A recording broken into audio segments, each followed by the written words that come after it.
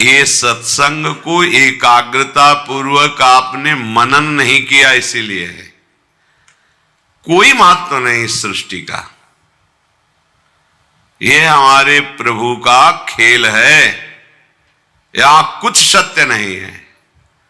सच्चित आनंद घन मूर्तिमान परब्रह्म परमात्म तत्व अपने आप से अपने आप में खेल रहा है। यही जानने के लिए तुम्हें प्रियालाल ने सत्संग दिया है। ना तू है ना मैं है, एकमात्र ब्रह्म ही ब्रह्म है। परमात्मा कहो, भगवान कहो, ईश्वर कहो, प्यारे कहो, दुलारे कहो, महात्मा कहो, दुरात्मा कहो, ऊंचा नीचा बड़ा छोटा, एकमात्र परमात्मा तत्व है। मनन करो इस विषय का। अणोअणियान महतो महियान, वो अपने आप से खेल रहा है। छोटे से सबसे छोटा हो, महान से सबसे बड़ा महान वो। यदि हम भगवद आज्ञा का अक्षरशः चिंतन करते हुए पालन करें तो ये माया हमें स्पर्श नहीं कर सकती। दो विभाग हैं, एक है मम माया, एक है ममैवांशो। दोनों के बीच में रेखा खींची हुई है सच्चिदानंद प्रभु की। दोनों का संचालन प्रभु से ही हो रहा है। दोनों प्रभु के ही अंश हैं और दोनों के बीच में एक खेल रखा गया है। माया विपक्ष में है और ममैवांशों के पक्ष में भगवान की भक्ति है। जो माया के पक्ष में है उनके हृदय में नाना प्रकार के प्रपंच भावों का सृजन करके अधीन रखती है। जो भक्ति के पक्ष में है वो नाना प्रकार के सद्भावों का सृजन करके असद भावों का नाश करके एक ही भाव को प्राप्त करा देती है। चाहे वो दास्य भाव, सख्य भाव, वात्सल्य भाव, किसी एक भाव में दृढ़ कर देती है भक्ति।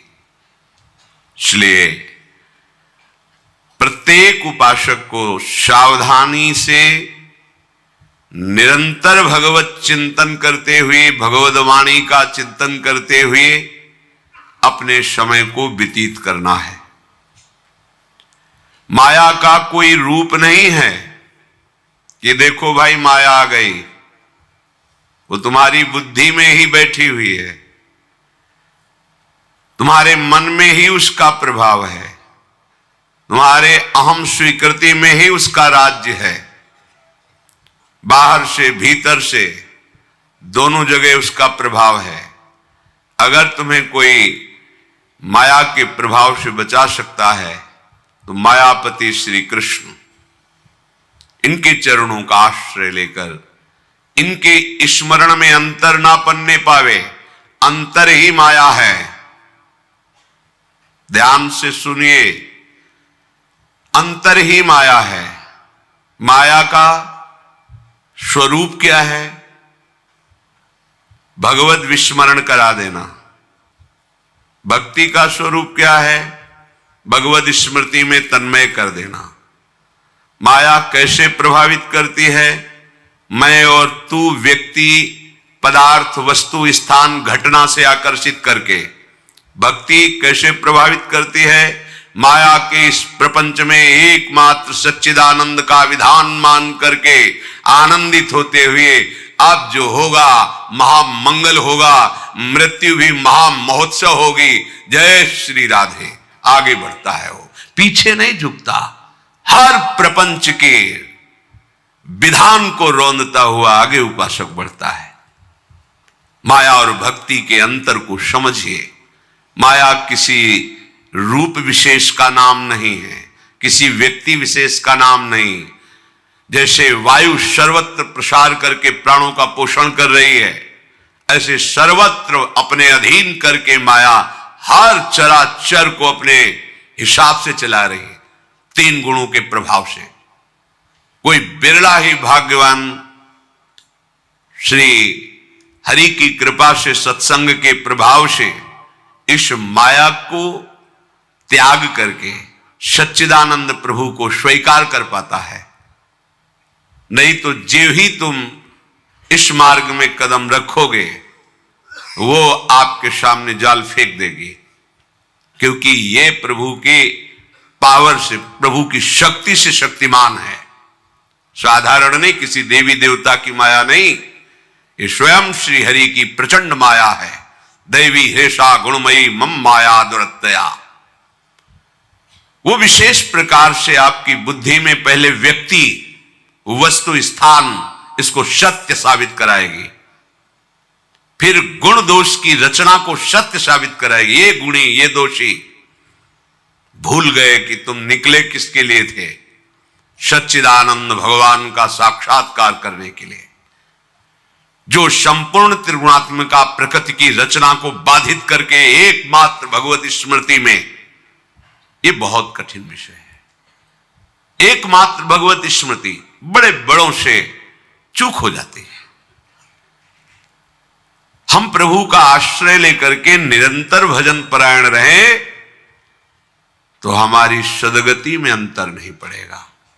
इसीलिए भगवान आगे के श्लोक में संबोधन कर रहे हैं, यम यम वापि स्मरन् भावम् त्यजत्यन्ते कलेवरम् तम तमेवैति कौन्तेय सदा तद्भाव भावितः। हे कुंती नंदन, ये मनुष्य शरीर प्राप्त करके जो जो क्रियाएं करता है, चिंतन करता है, वो उसके संस्कार पुष्ट होते जाते हैं और अंत काल में पूरे जीवन का जोड़ लगा करके इसकी कितनी पाप प्रवृत्ति रही, कितनी पुण्य प्रवृत्ति रही, उसी के हिसाब से अंतिम चिंतन उसके सामने पेश किया जाता है और वो उसी चिंतन में तदाकार होकर अगली योनि को प्राप्त होता है। अगर कहीं भगवत भजन हुआ है तो ये ना पुण्य है और न पाप है। ये त्रिगुणातीत सच्चिदानंद अविनाशी भगवान का नाम है। अब हिसाब में गड़बड़ी हो जाएगी। जो न्यायाधीश हैं ना वो पुण्य फल की तरफ देख पाएंगे ना पाप फल की तरफ। उनकी दृष्टि भगवान सर्वलोक महेश्वर उनके नाम की तरफ होगी कि इसने नाम जप किया है, ये बचा लेगा आपको। थोड़ा भी नाम जप हुआ है तो अंतिम समय जो चित्र आने वाला आपका है, जो आपकी फोटो खींचने वाली है अगले जन्म की, उसमें भारी पड़ जाएगा नाम, आपको बचा लेगा। अगर उस समय भगवत स्मृति आ गई तो कहना क्या है, अगर नहीं भी आई और कोई संसारिक चित्र आ गया, भजन बहुत कम किया है, दुर्गुण दुराचार बहुत अधिक हुए हैं, तो अगली योनि मिलेगी पर वो महामंगलमयी होगी। जैसे हिरण की योनि मिली पर वो गंडकी नदी में अपने शरीर को खड़ा करके भजन कर रहे, चूक हो गई, प्रभु का विस्मरण हो गया, अब नहीं होने देंगे। उस पशु शरीर में वो निरंतर भजन करते हुए शरीर का त्याग किया, तो ब्रह्मबोध संपन्न महापुरुष जड़ भरत जी के रूप में उनका प्रादुर्भाव हुआ। भजन कभी नष्ट नहीं होता। प्रभु कह रहे हैं कि जीवन भर जो आप कर रहे हो वही आपकी अंतिम अगले योनि के लिए स्थिति होगी। अंतिम चिंतन के अनुसार मनुष्य को अगली योनि में जाना होता है, ये नियम है। प्रभु की स्मृति में यदि आप समय व्यतीत किए हैं, सत्संग सुना है, धाम के दर्शन किए, धाम वास किया, नाम जप कर रहे हैं, वाणी पाठ कर रहे हैं, भगवत कथा कह रहे हैं, सुन रहे हैं, ये वासनाएं एकदम नष्ट नहीं होती। ऐसा नहीं कि परमार्थ का पथिक जो ही इस मार्ग में कदम रखा तो वासनाएं भस्म हो गई, ऐसा कहीं नहीं लिखा, ऐसा है भी नहीं, चलने पर अनुभव होता है। जो ही इस मार्ग में कदम रखा तो वासनाओं का तूफान आ जाएगा। जो आप वासनाओं के तूफान को संसार में देख रहे थे वो कम है, क्योंकि माया जान रही मेरी पक्ष में ये गिरा पड़ा है, और जिस दिन आप परमार्थ के लिए कसेंगे तो देख लेना घबराहट पैदा कर देगी तुम्हारे मन में, वासनाओं का तूफान, ऐसा तूफान बड़े बड़े साधकों में हमने देखा है, निर्णय करने की शक्ति खत्म हो जाती है। माया भगवान की ही सामर्थ्य से युक्त है, इसलिए वो कहते मामे हुए मैं निकालूंगा, मेरी शरण में तू रहे, तेरी सामर्थ्य नहीं तू निकल पावे। स्पष्ट घोषणा कर रहे हैं, मामे हुए प्रपद्यन्ते माया में ताम तरंती ते। भगवद स्मृति जिसकी चल रही है तो कल्याण तो उसकी जेब में पड़ा हुआ है, कल्याण का कल्याण हो गया। पर जब भगवद स्मृति की तरफ हमारा लगाव ही नहीं हुआ तो फिर संसार की स्मृति रहेगी। संसार की स्मृति में जो आपका चरित्र रहा है वही स्मृति आखिरी बनेगा, निर्णय है। यहां कह रहे कि कुत्ते की योनि के मूल्य में आपको भगवान की प्राप्ति हो जाएगी। समझ रहे हो क्या? तुम्हारे जिस आचरण से तुम्हें अगली योनि कुत्ते की मिलनी है, अगर आचरण सुधार लोगे तो इसी योनि में भगवान मिल जाएंगे। जितने समय को जिस योनि से आपने जो चिंतन किया परिणाम आपका वही होगा। मानो आपका आचरण बिगड़ गया, आपका चिंतन बिगड़ गया, अंतिम समय आपके किसी भी योनि के जीव का चिंतन आ गया, वहीं जाना पड़ेगा। तो कह रहे सोचो इस चिंतन का कितना बड़ा प्रभाव है कि तुम्हारे गलत चिंतन से गलत योनि प्राप्त हो सकती है। अगर भगवान का चिंतन करो तो तुम भगवान बन जाओगे। भगवान बन के ही भगवान के देश में प्रवेश होता है। गीध देह तज धरि हरि रूपा, हरि रूप को प्राप्त। जैसे हमारी किशोरी महारानी जी के समीप जब कोई रसिक कृपा पात्र उपासना के भाव बल में प्रवेश करता है तो किशोरी स्वरूप ही होता है। किशोरी मात मानम किम सुकुमारी नुकले, किशोरी की सेवा में किशोरी बन के ही हरि की सेवा में हरि पार्षद हरि स्वरूप ही हो करके जाते हैं। तो चिंतन का ही तो प्रभाव हुआ। इसलिए भगवान सावधान कर रहे, कितनी दया है, कितनी करुणा है उनकी इस श्लोक में। सावधान हो जाओ तुम, जो जो तुम चिंतन करते हो वही तुम्हारा भाव बनता है। और ये माया जिसे अपने लोग परमार्थ में चल रहे हैं, इसका काम होता है राग द्वेष की सृष्टि करना। राग अनुकूलता, सम्मान, प्रियता, अपने मन की बात हो जाना। द्वेष इसका विपक्ष, अपमान, निंदा, नाना प्रकार के दोष दर्शन और उसको सत्य मान करके उसी का चिंतन करना। कुछ सत्य नहीं है, स्वप्न है। उमा कहो मैं अनुभव अपना। सत्य क्या है? हरि भजन। जगत क्या है? सब सपना। सूत्र सामने रखोगे फंसोगे नहीं, सूत्र भूल जाओगे सवाल हल नहीं कर पाओगे। सूत्र है ब्रह्म सत्यम जगन मिथ्या। इस मिथ्या जगत में आकर्षित होकर भगवद विस्मरण करके खेलोगे तो आपका चित्र ऐसा बनेगा कि अगली योनि ऐसी होगी जहां कहीं भी आनंद नहीं, किसी भी तरह से न कथा सुन सकते हैं, न नाम जप कर सकते हैं, न संयम से रह सकते हैं, न अगले जन्म का हम कोई पुण्य कार्य कर सकते हैं। केवल अपने प्रारब्ध भोग को भोगेंगे। सदा तद्भाव भाविता। जिस भाव से तुमने जीवन व्यतीत किया है अंतिम समय वही भाव आएगा। देखो आप लोग धाम आए हो, धामवासी हो या उपासक हो, चीख चीख के कहते हैं भजन कम होगा तो भी भगवत प्राप्ति हो जाएगी। वृंदावन ही प्रभाव सुन अपनो ही गुण देत, जैसे बालक मलिन को मातु गोद भर लेत। पर कई बार कहा है वैष्णव धाम है, पर दोष दर्शन, पर दोष चिंतन, पर चर्चा। संभालो संभालो, ये जगत की रचना ही गुण दोष युक्त है। शुद्ध सोने का कोई आभूषण नहीं बन सकता, उसमें मिलावट करनी पड़ती है आभूषण बनाने के लिए। शुद्ध ब्रह्म ने मलिन माया की मिलावट लेकर एक खेल अपने आप में रच दिया है, और वो माया की मिलावट है गुण और दोष। सुनो तात, ये मायाकृत गुण और दोष। गुण भी मायाकृत है और दोष भी मायाकृत है। जैसे दूध और पानी मिला के रख दे तो हंस दूध पान करता है, पानी को छोड़ देता है। यह सामर्थ्य केवल हंस में ही है।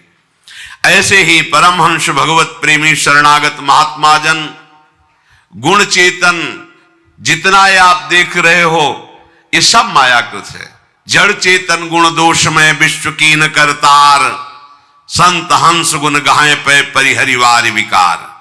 साधु वही है जो सब में भगवत भाव करे या सद्गुणों का दर्शन करे। आहा, ये कितनी बार राधा नाम जपता है। प्रणाम है इसके चरणों को। देखो, जो हरिवंश को नाम सुनावे तन मन प्राणता से बलिहारी। अगर 99 सद्गुण हैं तो हम एक दुर्गुण की संभावना करके उसका तिरस्कार करने के लिए उद्यत हो जाते हैं। हमें क्या चाहिए? सब में श्री भगवान सत्य हैं, ये देखना है। अगर ये नहीं देख पाए तो पहले उसमें हमें सद्गुण देखना है। संत हंस गुण गाए पे परिहरि वार विकार। हमें विकारों का दर्शन नहीं करना, गुणों का दर्शन। ओहो, भगवत मार्ग में आए हो, धन्य है तुम्हारा जीवन। नाम जप करते हो, धामवासी हो, प्रणाम है तुम्हें। इसका परिणाम क्या होगा? आपके ऊपर श्री हरि प्रसन्न हो जाएंगे। उनकी प्रसन्नता आपका मंगल स्वरूप हो जाएगा। आप दोष दर्शन किए तो आप पे भागवतिक विधान लागू हो जाएगा। कसौटी में कसिए, आप दिखाइए कि आप निर्दोष हैं, भैया फेल हो जाओगे। जब हमारी भागवतिक शक्तियां आपकी परीक्षा लेंगी तो आपकी सामर्थ्य नहीं कि सही का निशान लग जाए। पक्का। छुट चेतन जो अचेत त्यो मुनि भय विश्वासित। हम दूसरे को क्षमा नहीं करेंगे तो हम क्षमा मांगने के अधिकारी नहीं हैं। हम दूसरे के दोष दर्शन करेंगे तो हम गुणों के प्राप्त करने के अधिकारी नहीं हैं। ये भागवतिक मार्ग है। हां, 4 साथी मिलकर यात्रा करते हैं, एक साथी फिसल रहा है तो 3 उसे संभालते हैं, तो हरि तुम तीनों को संभाल लेंगे। वो देख रहे हैं। तदभाव भाविता। आप भगवत भाव से भावित होने के लिए उपासना मार्ग में आए हैं। तेरे भावे जो करे भलो बुरो संसार, नारायण तू बैठ के अपनो भवन बुहार। जब हम बाहर दर्शन करते हैं तो हम अपनी छानबीन नहीं कर पाते, बहिर्मुख वृत्ति। जब अंतर छानबीन करते हैं तो बाहर हमें कोई परेशान नहीं कर सकता। हमें जैसे कोई कटु वचन कहता है, हम आंतरिक वृत्ति वाले हैं, तो हम क्रिया पे नहीं टिकेंगे, उसी समय कारण पे जाएंगे। 2 बात। इस जो व्यक्ति ने हमें कटु वचन बोला, अपमानित किया, जो हमारे ऊपर दोषारोपण किया, क्या हमारे अंदर दोष है? हां है। बड़ी कृपा है, प्रणाम है उस व्यक्ति को जिसने हमारी दोष वृत्ति को हमारे सामने रखकर दिखाया। और हे नाथ, आज से हम और प्रयास करेंगे कि आपके मार्ग में गलती ना हो। आप हमें बल प्रदान कीजिए। नाराज होने की जरूरत नहीं। अगर वो दोष हम में नहीं तो सफाई पेश करने की जरूरत नहीं। मुस्कुराओ। यही दोष कभी हुआ है जिसका निदान भगवान उससे निंदा करवा के, पक्की बात समझ लेना, उसकी जबान तभी खुलेगी जब आपको उसका दंड मिलना है। अगर कोई कह रहा है कि तुम्हारे को कटुवचन, तिरस्कार, अपमान और तुम इस समय निर्दोष हो उस विषय में, तो निश्चित तुमने वो दोष कभी किया है जिसका दंड तुम्हें अब मिल रहा है। तो हमें प्रसन्न होना है। हमारे किसी अपराध का मार्जन किया जा रहा है। हमारा भाव नहीं बिगड़ना चाहिए। ये भाव हमारा अंतिम फोटो होगा। एक बात पूरे जीवन में ध्यान रखना है, हमें सदैव अपने भाव को पुष्ट करना है। सामने जो कुछ हो रहा है वो नाटकाचार्य श्री हरि का नाटक है। जगन नाटक वैभवा एक ही है, दूसरा नहीं। जिसकी तुम शरण में हुए हो, जिसे तुम प्राप्त करना चाहते हो, वही तुम्हारे सामने नाटक रच रहा है। तुम्हें उस नाटक में सम्मिलित नहीं होना। अगर तुम्हें देखने में अच्छा लग रहा है तो देख लो और प्रणाम कर लो, बुरा लग रहा है आंख मोड़ लो और श्री हरि के चिंतन में डूब जाओ। ये माया का नाटक हरि का रचा हुआ है। अवतार लेकर के भी उन्होंने जो कुछ थोड़ा बारा सुधार किया फिर छोड़ दिया, क्योंकि उन्हीं का खेला हुआ है। वो एक संकल्प में अपने आप को इतना विस्तार कर लिए तो उनको एक संकल्प में, एक सेकंड में पूरे ब्रह्मांड को भगवदाकार करने में देर लगेगी क्या? परीक्षित, ये वो श्री कृष्ण है जो ब्रह्मा शनकादि का शासन करते हैं। इनके एक संकल्प से त्रिभुवन का कल्याण एक क्षण में हो जाएगा। इनका नाटक है। तुम पसंद करते हो इसीलिए तुम्हें वो दिखा रहे। तुम पसंद ना करो तो तुम्हें दिव्य लीला के दर्शन का अधिकार मिल जाएगा। ना पसंद करना, दिव्य लीला में प्रवेश पाना। चल रहे हैं दिव्य लीला के पथिक होकर के, पसंद करते इधर, यही भगवती माया का प्रभाव। श्री भगवान कह रहे सदा तद भाव भाविता। जिस भाव से तुम जीवन भर रहोगे अंत में वही भाव आएगा। आप दोष गुण इसी के चिंतन में रहोगे तो वही झांकी आ जाएगी कोई न कोई, और उसी के अनुसार फिर आपकी गति होगी। इसलिए भजन परायण उपासक, अंतर पढ़ना ही नाश है। भजन का अंतर ही, जिन उपासकों में विशेष विशेष प्रकार की दोष वृत्तियां जागृत हो रही, वो अपना समय दे रहे हैं विशेष विशेष विकारों के चिंतन में। अगर आप चिंतन रहित जीवन व्यतीत करेंगे तो चाहे जो भेष रख लीजिए, भेष से तुम्हारा उद्देश्य पुष्ट नहीं होगा। उद्देश्य से भेष का महत्व है। भेष है, उद्देश्य नहीं, कोई महत्व नहीं इसका। उद्देश्य अव्यावृत भजनार्थ, अखंड भजन। प्रतिपल हमें इस बात में रहना है। शरीर छोड़ने के समय जैसे मकान का चिंतन हुआ तो तुम मकान नहीं बन जाओगे, छिपकली बनोगे और उसी में चिपके घूमोगे। हमारा चिंतन भगवत स्वरूप हो जाए, इसीलिए तो लगे हैं ये दौड़ भाग। घबराइए नहीं, इतना भी अपने को मत निराश कर लीजिए कि आप चल नहीं पाएंगे, बिल्कुल नहीं। बहुत कृपा का मार्ग है, बहुत दुलार करते हैं हरि। राई के संभजन को मानत मेरु समान। ये संसार का स्वरूप अलग है, करुणा निधान का स्वरूप अलग है। आप निराश कभी मत होना। दोष हमें खींचेंगे, गिराएंगे, पर हमारे मालिक देख रहे हैं ना कि हमारे लिए प्रयासरत है। बस ये बात देखना, हमारे लिए प्रयासरत है। आपकी कॉपी जब जांची जाएगी तो बढ़िया नंबर आएंगे। अगर आप कपट कर रहे हैं, दंभ कर रहे हैं, पाखंड कर रहे हैं, फिर मालिक जान रहे, फिर निर्णय में सही अंक नहीं आएंगे। ध्यान रखना, अंदर की बात हमारे प्रभु बहुत सूक्ष्मता से देखते हैं। प्रभु हृदय की बात देखते हैं। ये चलना चाहता है, ये मेरे लिए समर्पित है, नहीं चल पा रहा है, आप बिल्कुल चिंता मत कीजिए। मेरा क्या होगा? वही होगा जो परम मंगल होगा। हमारे प्रभु आश्रय को देखते हैं, हमारे प्रभु हृदय की बात को देखते हैं।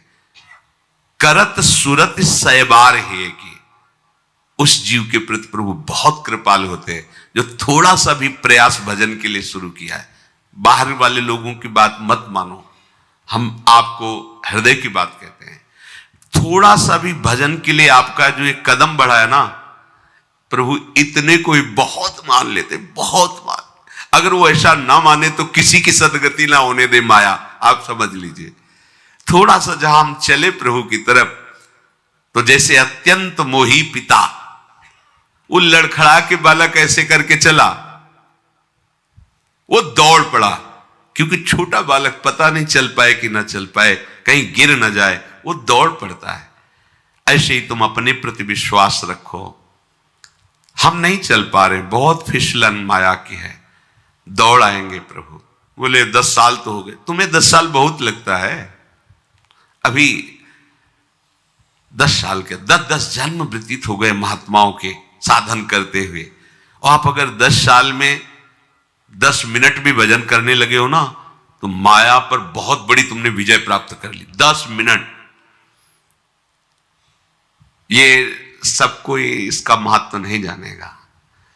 तुम 10 बार राधा राधा कहते हो ना, और पूरे दिन भर प्रपंच में लगे रहते हो।